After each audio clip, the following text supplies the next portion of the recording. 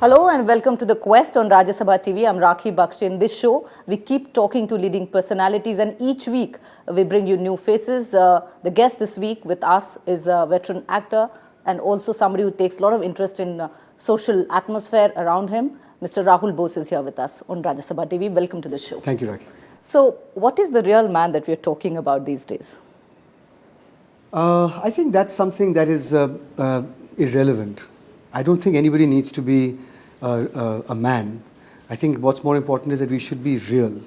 I think the idea today that is that people are slowly understanding, which is what the gender justice movement has been asking for years, both women and men in the movement, is that there has to be a moment where people realize across society, where our children also realize that power, the function of power is to make other people do what you want them to do. In any field. If I exercise power over you, that's what it means.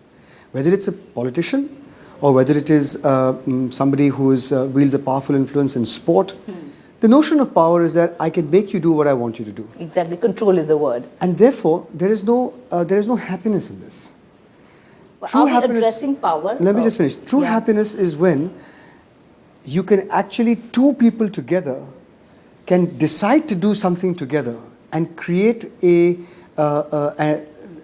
something together that both are responsible for.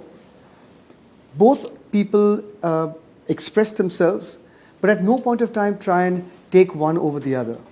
And so this very foundational idea is largely missing from today's discourse. That the idea today, the idea that prevails today is that success and power and it is definitely without any doubt a patriarchal construct.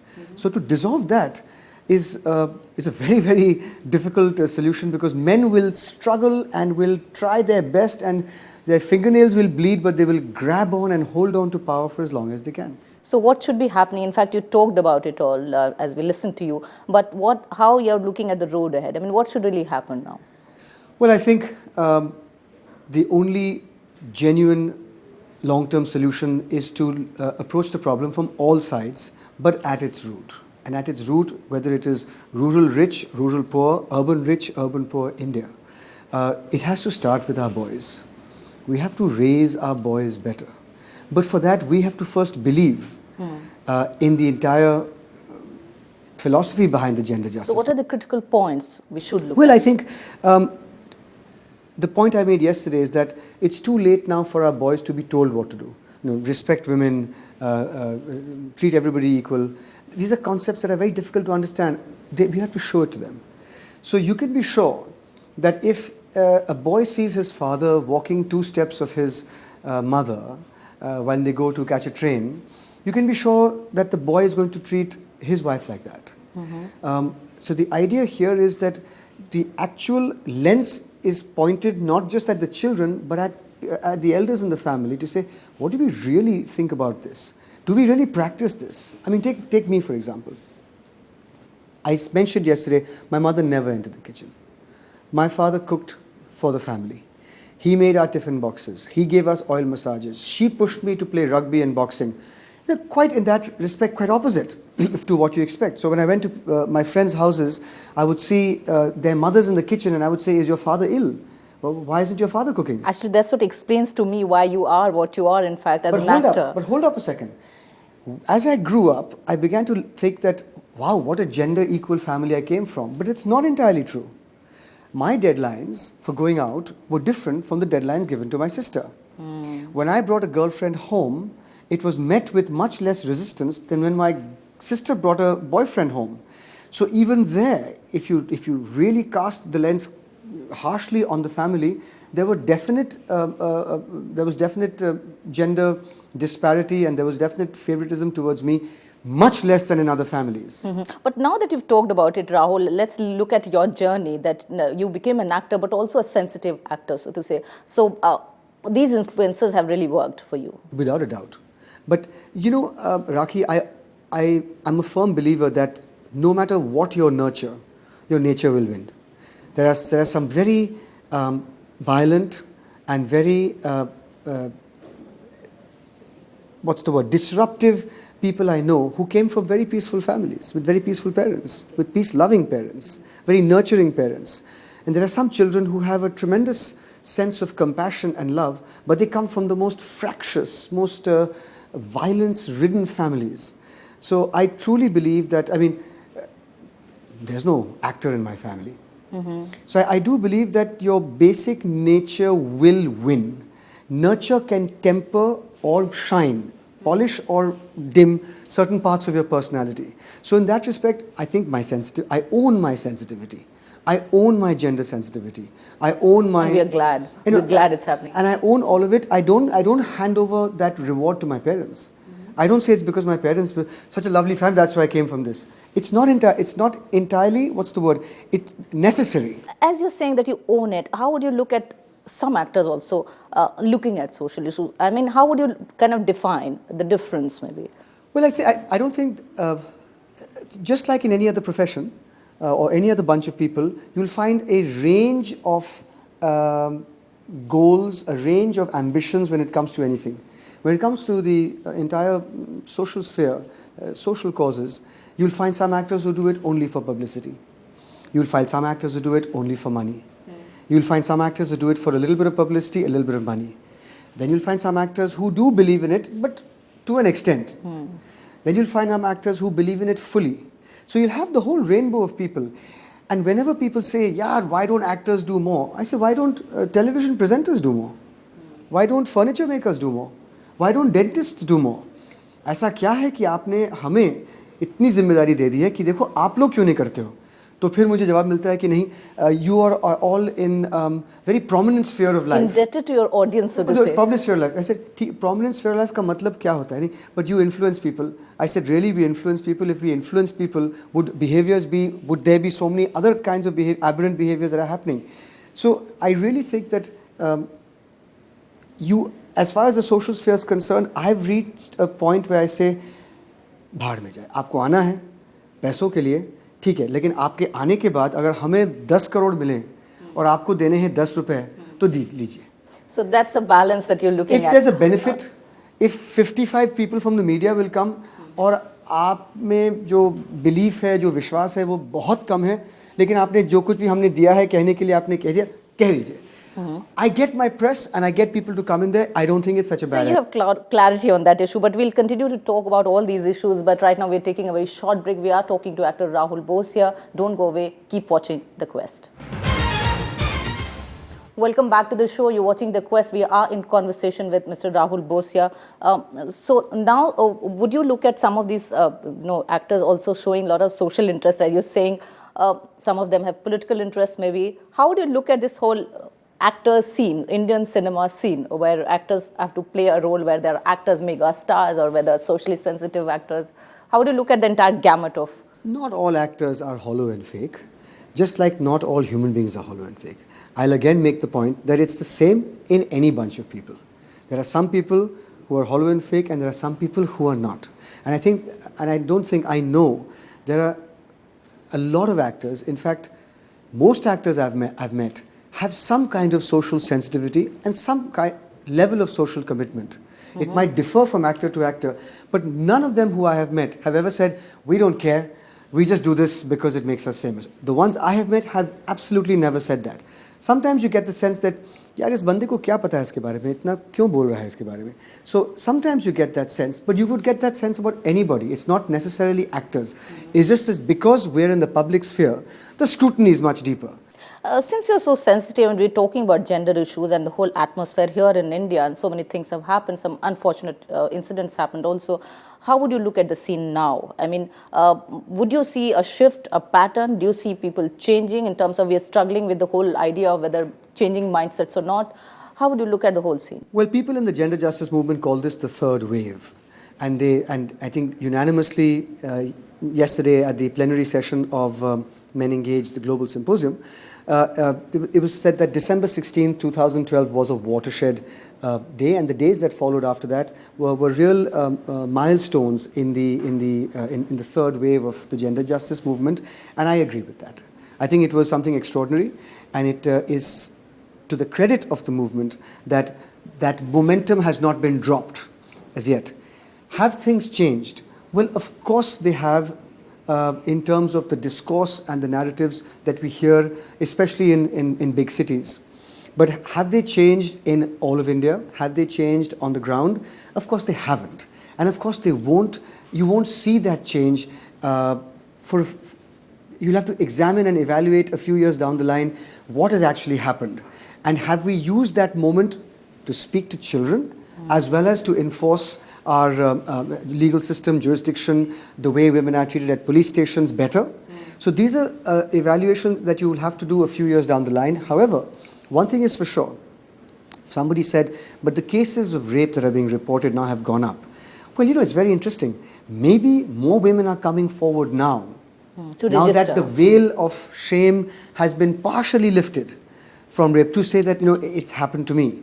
Perhaps there are more complaints being registered from workplaces where sexual harassment has occurred. Exactly. Now, these could be, in fact, good things. So I think it's a little too early to say that things have changed. The problem, but a very natural characteristic of a general population is they start saying, "Yep, कुछ हुआ नहीं, वो सब वहाँ पे बातें कर रहे थे लेकिन कुछ हुआ नहीं."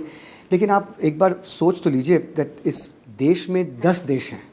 There's no one variety. India. I mean, it's not variety. It's just within 1 kilometer from here, you will see a completely different India. Okay. You will see completely different value systems. What's Indian cinema doing? Because it has a role to play. It influences, it impacts a large number of people. So where would you see Indian cinema actually playing that kind of role? We have variety of themes now coming up in terms of movies. I actually have a very unexpected opinion about this. I believe the power of cinema is vastly overrated. Okay. I believe the power of television is vast. I believe the power of radio is vast. I don't believe the power of cinema is that deep and that wide. I'll explain to you what I mean by that. आपने 2001 में mister missus आयर देखा. What a movie it was. उसके बाद communal harmony पे आप अगली film कौन सी थी? Do you remember? तो ऐसा नहीं हो सकता ना कि 14 साल के लिए आप कहो कि mister missus Iyer, I will believe in Hindu-Muslim unity. These are messages that have to be reinforced all the time. So in 14 years, there's a whole new generation. That's not seen So the that movie. brings me to a personal question, not really personal but professional. May I also. finish this point, please? Okay. So my point is this. For cinema to make a sustained, lasting impact across populations, number one, it has to be seen. Today, with television, you can argue and say, Rahul, of course, now with TV, Mr. and Mrs. Iyer is shown 100 times in the last 10 years. Okay. Number two, that message has to be reinforced in a very interesting way by the next film and the next film and the next film. And three, that message has to be reinforced not just by a film, because today in your life, you're on Facebook, you're on Twitter, you're talking to your friends on mail, you're listening to a radio program, you're watching television, you're picking up the newspaper. Wherever you look at the hoarding as you're waiting at the traffic light. So wherever a you deluge of information, those messages, that message that Mr. and Mrs. Iyer has to be reinforced in other places. It cannot work on its own. So where would you look at? Would you look at filmmakers who would make the right kind of films? Would you look at actors who choose the right scripts and take on the right roles? Where would you look at? I would first look at a really interesting story, because people are not interested in going to the cinema unless the story grips them. So whether it's Garam Hawa, whether it's Mr. and Mrs. Iyer, whatever it might be, the story has to be wonderful. Because even now people say, Mr. and Mrs. Iyer, yaar, what a love story. And I say, lekin usme ek uddeshya to tha. Haan, to wo to hai na. So you can't have the bitter pill tasting bitter. It has to be in many layers of different tastes, some sweet, some sour. So the craftsmanship you're saying? No, craftsmanship, the writing. Cinema can never be preachy. As soon as it's preachy, people will stop listening. जैसे हम अपने माता पिता के साथ जब यार अभी एक lecture आने वाला है, we used to switch our ears off. But if you don't think a lecture is coming, and it's a very interesting story your grandmother's telling you at night, and you love the story, and later on you're thinking about the story, and slowly but surely the messages in the story start sinking into you, that's a great way to make So apart from Mr. and Mrs. Iyer, which were your favorites? Which one would you pick up in that slot? In this kind of the message-oriented cinema? Well, yeah, Split Wide Open had the issue of child prostitution. It had the issue of water dividing the rich and poor with the water being given to the rich and the poor not getting enough of it. So dividing cities into the upper city and the lower city. I thought Split Wide Open had a number of issues. Onir's I Am, had homosexuality, which the criminalization of that, and I was in that story. It was a very powerful story about how that is abused by authoritarian forces. It also had the Kashmir question. There were 4 questions. It had surrogate pregnancy.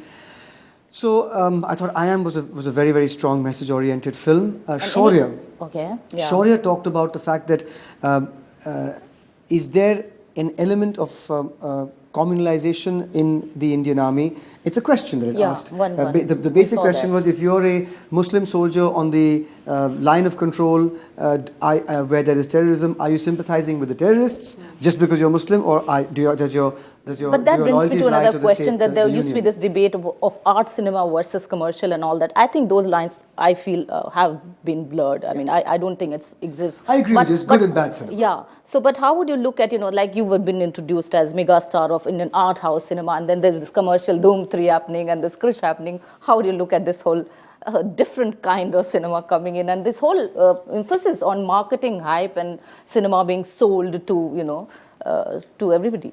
There are 2 different questions, and I'll answer both. First, I'll take the second half, which is, today films cost so much to market. 10 साल पहले अगर आपने 10 करोड़ का एक film बनाया था, तो आपको लगते थे करीबन 2 से 2.5 करोड़ टू पब्लिसाइज इट, ज़्यादा से ज़्यादा 3-4 करोड़. लेकिन आजकल अगर आपने 10 खर्चा किया है बनाने में, then it means that you have to spend at least 10 to 15 on publicity, because there's so much going on in people's lives today.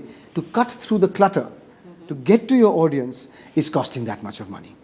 So I think I'm not a fan. But there is cinema which maybe has not been so publicized, but had a good story, as you said, and but they die. So the future of art house cinema is not in the theaters. The future of art house cinema is on the internet. अगर आपने 3 करोड़ के लिए बनाया है film Rahul के साथ, जाहिर है कि आप 10 करोड़ खर्च नहीं कर पाओगे, because Rahul doesn't justify a 13 crore film as an actor, as a person who's carrying the film. So how do you market that film? It goes to the internet. As soon as 4G enters, it will be the new DVD. Yeah, I guess. It goes straight to the internet, and people will download it if they want on the first week for 200 rupees, after 6 months for 10 rupees. So cinema is something that we'll continue to talk about also, Rahul, and we are taking another very short break here. We are talking to Mr. Rahul Bose here on The Quest on Rajya Sabha TV. Keep watching.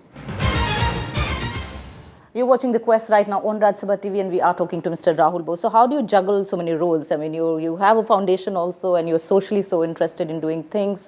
You're a rugby player, and you're a star, and you take interest in cinema and so many other things, actually. So how do you juggle these roles, and which one is your favorite, actually? When you talk about juggling things, I always take the example of do you like sweets? Little bit. Do you like chocolate? Yeah, kind of. Which is your favorite? I mean, we take all these mainstream chocolates. Chocolates. So, Yeah. Suppose I gave you a hot chocolate brownie with ice cream, or I gave you a chocolate ice cream with chocolate sauce, and I gave you a chocolate pastry with chocolate mousse over it, fresh chocolate mousse. You would have no trouble eating all 3.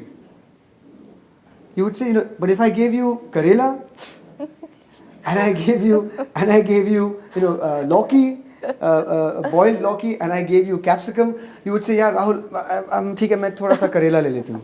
Which I should. So in my life, everything is chocolate. Okay. My social activism, my cinema, my passion for rugby and for sport in general, everything for me is chocolate. Nobody has told me कि तुम्हें ये खाना है और तुमको ये is good for your health. I have stopped doing what I don't like to do after I became an adult. Okay. So for me, the answer is, I don't have to make the time. I just sleep less. I sleep less because I'm very happy. I can't wait to wake up and do the next thing tomorrow. That's a very good thing to know, that you're always happy and delightful. But looking again at cinema and how it represents, let's say, gender, there's this popular debate going on as to how cinema portrays gender again. So one talks about item numbers, or whether there are certain things showed in a particular manner which is not conducive to everybody. How would you look at that? I fully agree.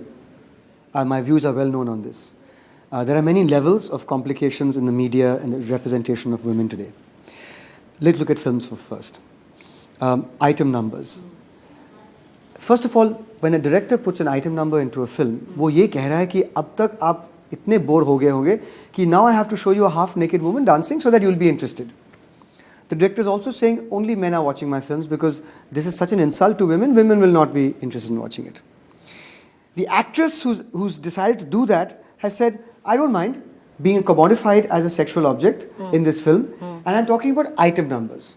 I'm not talking about जो film में के कहानी में बिल्कुल ऐसा लगता है कि कहानी में ही था. I get it. You know what I mean? The, So I think that it's very different when you see that. You don't even think about it as an item number.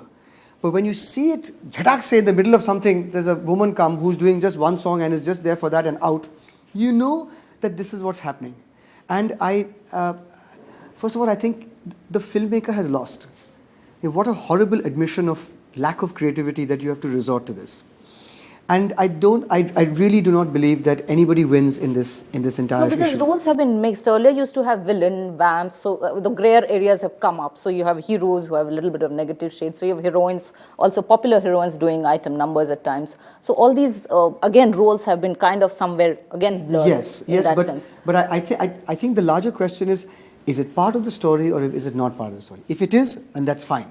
If it isn't, then it's a serious problem. Secondly, let's look at the role of advertising, for example. I know that there is a very widespread and entrenched notion of sexualization of women on magazine covers, women draping themselves over cars. What does a woman have to do with a car? So the idea is to actually sell it as sexual titillation and compare the car's performance with a woman. It's just, it's been there for years. Do you think it's changing? Largely, no. Change only happens at the fringes of a certain society. So at the fringes, are the changes happening? Yes. But what's happening? Now you're being told you have to protect women. There's a shaving company that says you have to protect women. Women don't need your protection. Women just need you to give them the space to make the choice that they want to make. Either they say protect me or say don't protect me. But they should have that choice. That's, a seeding power. There is a cooking oil company that had a campaign that said that, look, this oil is good for your heart. Please give it to your husband because he's earning in the family. So, he has to live well. Or the cooker ads. तो फिर मैंने tweet किया कि लेकिन अगर पत्नी नहीं होती वहाँ पे तो परिवार कहाँ से आता? अगर महिला नहीं होती वहाँ पे तो बच्चे कहाँ से आते? So if you want to look after somebody's heart to save the family, look after the woman's heart. 6 months later, they actually had a campaign to look after the woman's heart. I'm not saying they heard me. So there are some things happening. There is, especially after the events of December 16, 2012, I think there's a certain dialogue that has started, especially on social media. Yeah, that's very liberating. Where you will find a lot of complicated things happening, but a lot of good happening. And this kind of voice can be heard on Facebook and Twitter and Instagram and things like that. And finally, television. I think that for me is really the medium that we should be focusing all our energies on. I remember Hum Log, commissioned by the government, and each episode had a message. Kahin pe message was about respecting your girl child as much as your boy child. To kahin pe message was about disease. Do you think that kind of connection is happening where actors are coming with the government and kind of coordinating? And it's not an actor's job. It will have producers. Put on the board, let's say. It'll have to be the producers in television. There are no big actors who are doing this from Bollywood where their presence will change the whole. They don't control the dynamics. The dynamics are controlled by all the television channels and the producers of this content. So do you think they are changing? Yes. I think actually television, although sometimes when they go the other extreme, it's complicated and it's not exactly what should be done, but one can see an effort to move away, for example, from the Saas Bahu serials and the plethora of that reducing. One can see there's an effort, but these are efforts that, as I said, have to be multi-pronged. You can't just have one serial and one film. And don't you think there should be a sustained kind of a step by even the actors to take on a social cause? I mean, rather than event-oriented, I mean, you do it otherwise, but... I think for actors to take sustained efforts towards social causes have to come from inside. You can't tell somebody, अब देखिए आपसे तो sustained effort की अपेक्षा है. You can't say that, no? I know. So I think it's... And I'm reminded of a movie like, Mother India. I mean, how would you look at Indian cinema and some of the path-breaking stories which actually had a large platform and something so large and good to say? You know, I mean, do you think of some other movies that, you know, really influenced you, made you think, and you appreciate? Well, I mean, I remember as a child, not was I a child? Was I? Satyajit Ray's cinema was definitely something that really moved me. You see, cinema doesn't have to have an outward message.